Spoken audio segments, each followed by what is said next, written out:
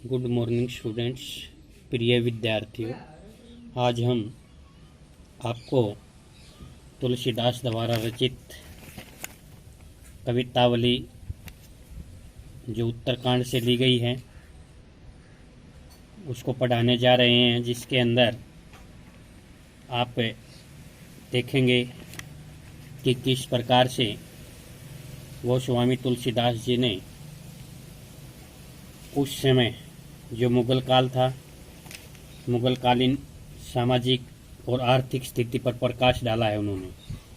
उस समय जो समाज की व्यवस्था थी और लोग जो गरीबी के कारण कितने तंग थे, कितने विचलित रहते थे, और यह दर्शाया है कि किस प्रकार से पेट की अग्नि को शांत करने के लिए स्वयं के बेटे बेटियों को भी बेच देते थे। अर्थात वे दो वक्त का जो भोजन जुटाने के लिए भी इतनी कठिनाइयों का उन्हें सामना करना पड़ता था। और उन्होंने पेट की आग को सबसे भयंकर आग बताया है बेटा, क्योंकि पेट की आग सबसे बड़ी आग होती है और उसको बुझाने के लिए, पेट भरने के लिए ही व्यक्ति सभी कार्य करता है। ठीक है, अच्छा है हो या चाहे बुरा हो, चोरी हो, डकैती हो, मारकाट हो, सभी जो है पेट की अग्नि के लिए करते हैं। तो मुगल काल में जो लोगों की स्थिति थी उस पर उन्होंने प्रकाश डाला है। तो इस पाठ को पढ़ने से पहले, इस कविता को बेटा मैं गोस्वामी तुलसीदास जी के बारे में बताना चाहूँगा। गोस्वामी तुलसीदास भक्ति कालीन राम काव्य धारा के प्रमुख कवि माने जाते हैं। उनका जन्म 1532 में बांदा जिले के राजपुरा गांव में हुआ, लेकिन कुछ विद्वान इस स्थिति से सहमत भी नहीं हैं। कुछ इसको एटा जिले के शोरो गांव को तुलसीदास का जन्म स्थान मानते हैं। उनकी माता का नाम हुलसीबाई और पिता का नाम आत्माराम दुबे था। अशुभ मुहूर्त में जन्म लेने के कारण माता पिता ने इन्हें त्याग दिया बेटा। किसी ने बता दिया कि इसका जन्म अशुभ मुहूर्त में हुआ है, इसी कारण से इनके माता पिता ने इनका त्याग कर दिया बेटा। जन्म के 3 दिन बाद ही उनकी माता का देहांत हो गया था। और मोनिया नाम की जो दासी थी बेटा, उसने इस बच्चे का, तुलसीदास का पालन पोषण किया। नरहरिदास इनके गुरु थे और इन्होंने ही इनका नाम तुलसी रखा था बेटा। और 3 बंधु पाठक की जो बेटी थी रत्नावली से इनका विवाह हुआ था, और उनके उपदेश के कारण ही वे राम की भक्ति की ओर लीन हुए थे बेटा। और बहुत से कवियों ने इन्हें कालिदास का वाल्मीकि कहा जाता है। कालिदास का वाल्मीकि। इनका देहांत जो है 1623 में हुआ था बेटा। देखिए, कुल तुलसीदास के बारे में हम जितनी भी बातें बताएं, जितनी भी जो भी कुछ कहें, वो कम से कम लगेगा, क्योंकि इन्होंने जो हमारी हिंदी साहित्य में अपनी उपलब्धियां दर्ज कराई हैं, वे उनका कोई भी अंत नहीं है। इन्होंने, तुलसीदास जी ने जो राम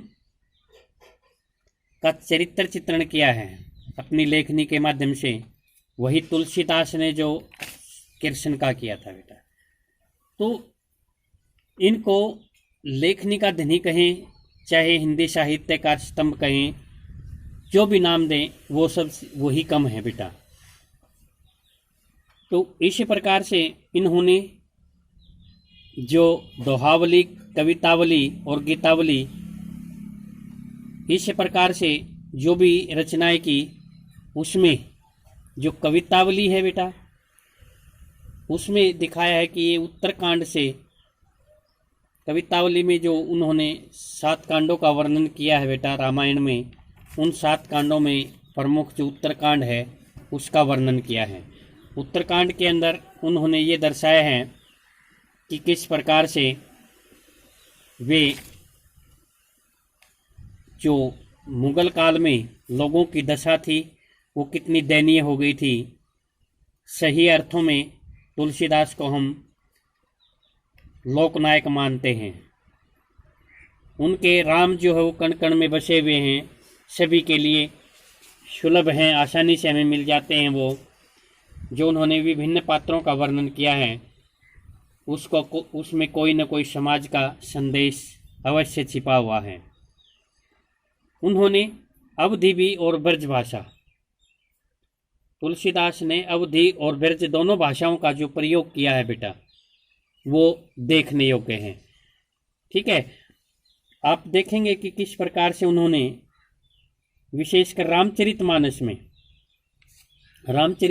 का ही ये भाग है बेटा। रामचरितमानस में ही उन्होंने अवधी भाषा का प्रयोग किया है, तो विनय पत्रिका में ब्रज भाषा का प्रयोग सुंदर देखा जा सकता है। ठीक है, इसके साथ साथ संस्कृत भी, फारसी भी और बुंदेलखंडी का भी खुलकर प्रयोग किया है। शब्दालंकार और अर्थालंकार दोनों का ही सुंदर प्रयोग किया है। कवि की छंद योजना भी श्रेष्ठ है भाई। तुलसीदास ने दोहा, चौपाई, सवैये आदि छंदों का सुंदर प्रयोग किया है। तो ये बेटा हम जानना चाहें कि भाई किस प्रकार से गोस्वामी तुलसीदास ने अपनी जो लेखनी चलाई वो काबिले तारीफ थी, और इनका जो परिचय है उससे हमें बहुत कुछ सीखने को मिला है। कर दीजिए।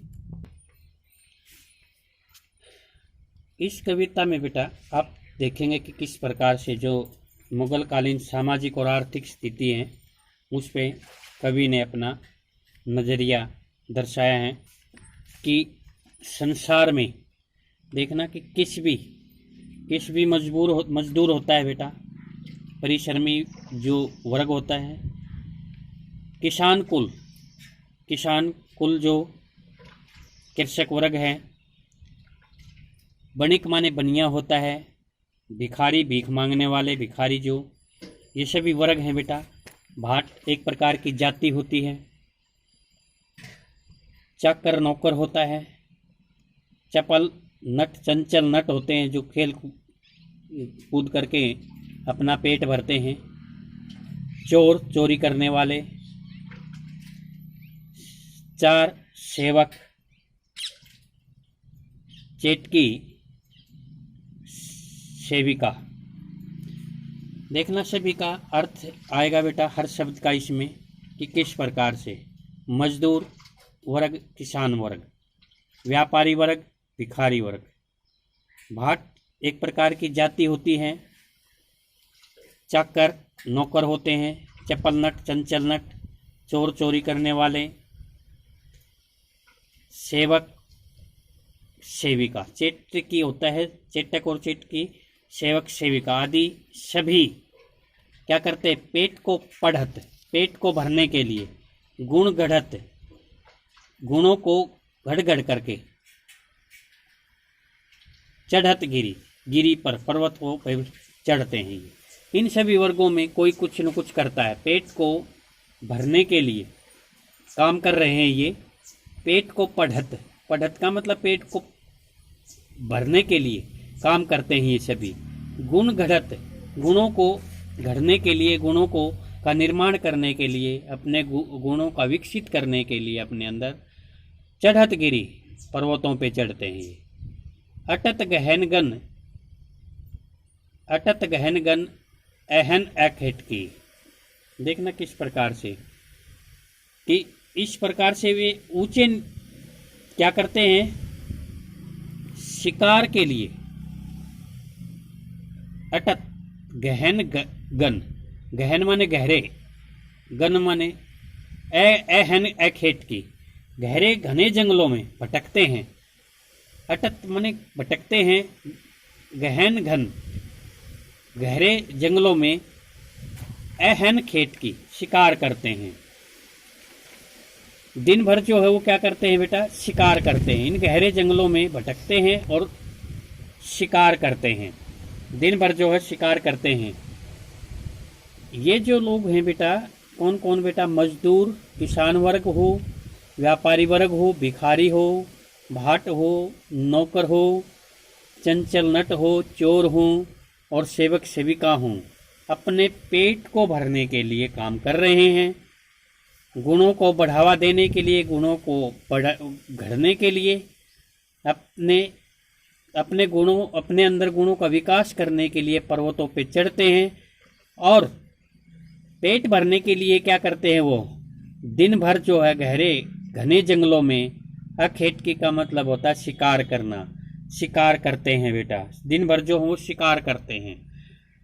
ऊंचे नीच कर्म धर्म अधर्म करी। देखना आगे क्या कहती है बेटा, पेट की आग को शांत करने के लिए क्या करते हैं, ऊंचे नीचे, ऊंच नीच कर्म, ऊंचे नीचे कर्म करते हैं। ऊंचे नीचे माने छोटे बड़े जो भी होते हैं बेटा, अच्छे बुरे। धर्म अधर्म करी, धर्म या अधर्म का काम भी वे करते हैं और पेट को की आग को शांत करते हैं।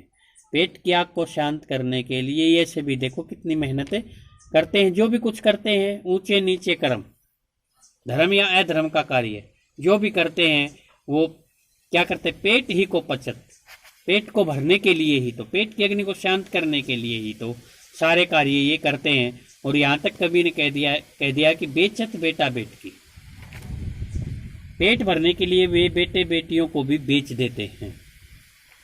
ये उस मुगल काल में बेटा स्थिति लोगों की जो दिखाई गई है उसके बारे में आया है कि किस प्रकार से जो असामाजिकता लोगों में, असंतोष जो फैला हुआ था उसके कारण, ठीक है, आदमी के खून का प्यासा जो बना और उस खून के प्यासे में सभी को दर्शा दिया कौन।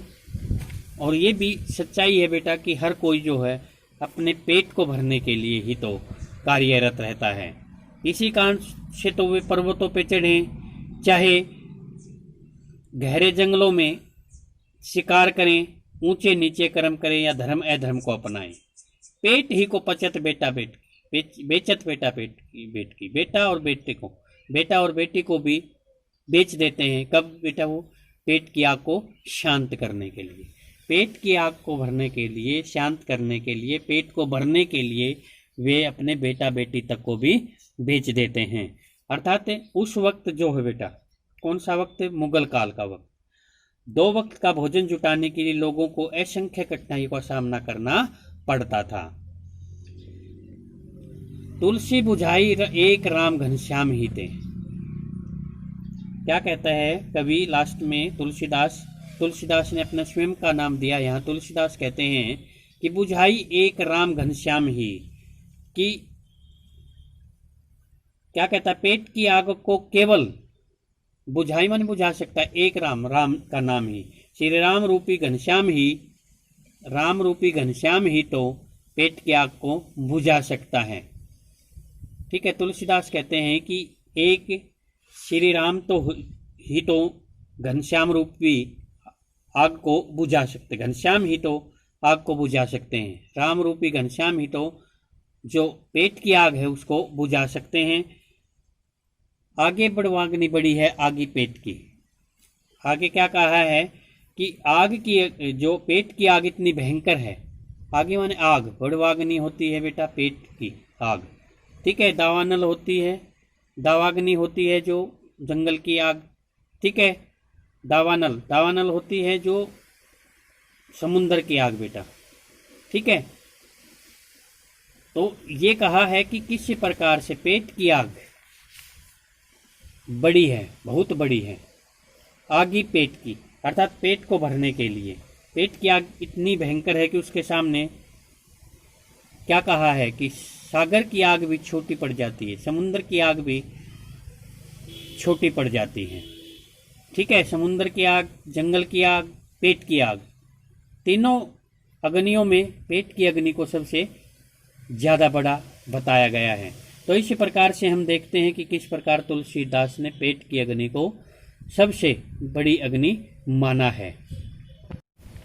बेटा किस प्रकार से आपने देखा कि जो मुगल कालीन सामाजिक और आर्थिक स्थिति थी बेटा, उसके बारे में उन्होंने बताया कि संसार में मजदूर, किसान, कुल, व्यापारी, भिखारी, नौकर, भाट, चंचल नट, चोर और सेवक सेविका आदि सभी अपने अपने पेट को भरने के लिए, पेट को भरने के लिए क्या करते हैं बेटा, दिन भर काम करते हैं।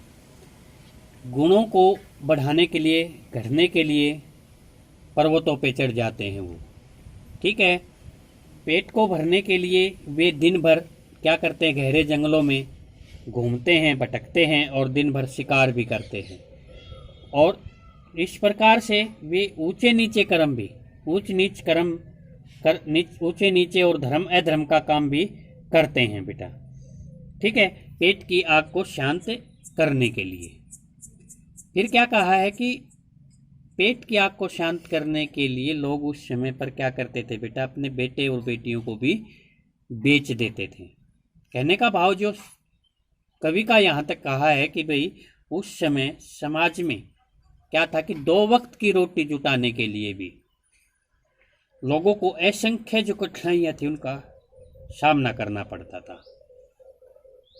फिर क्या कहा है कि तुलसीदास जी अर्थात कवि ने कहा है कि इस अग्नि रूपी, कौन सी अग्नि बेटा, पेट की अग्नि को क्या कहा है कि पेट की आग इतनी भयंकर होती है कि उसके सामने सागर के गर्भ की आग भी तुच्छ पड़ जाती है।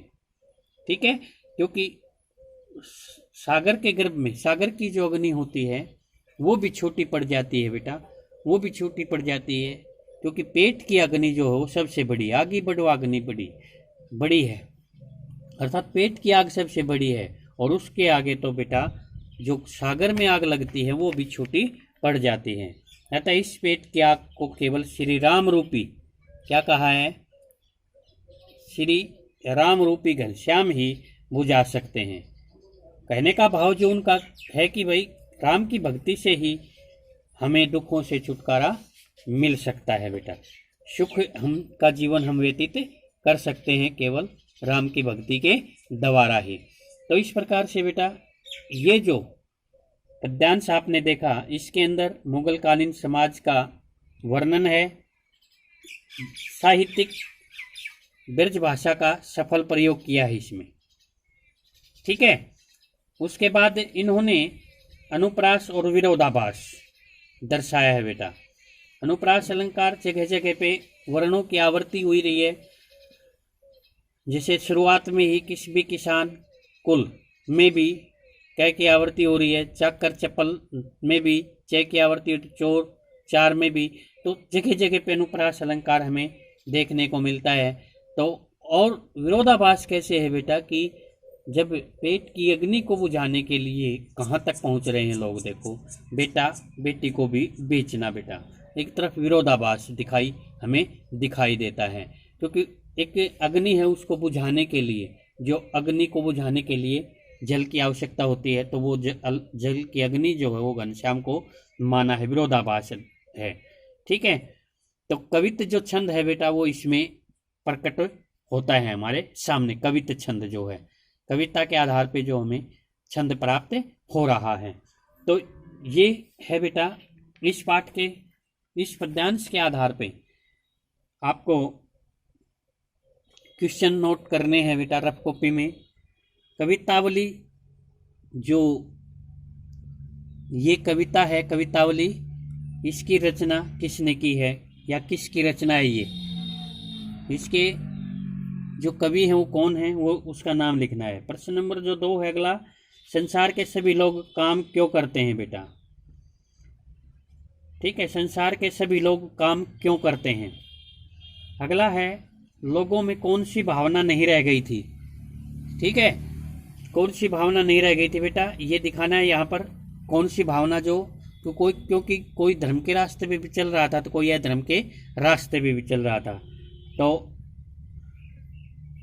पेट की अग्नि किससे बढ़कर दिखाई गई है इसमें, जो पेट की अग्नि है वो किससे बढ़कर दिखाई गई है।